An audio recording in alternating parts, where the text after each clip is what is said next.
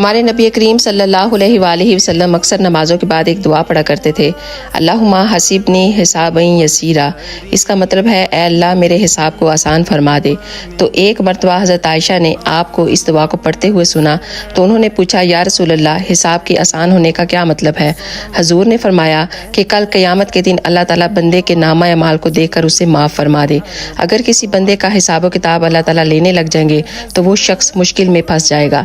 تو دوستو، مرنا تو ہم سب نے ہی ہے، قبر کا عالم ہے، میدان محشر کا منظر ہے۔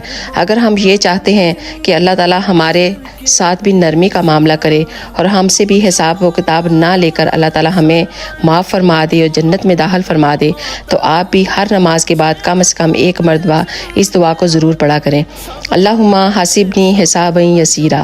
اور اس ویڈیو کو زیادہ سے زیادہ شیئر کریں تاکہ زیادہ سے زیادہ لوگ اس پر عمل کر سکیں۔ جزاک اللہ خیر۔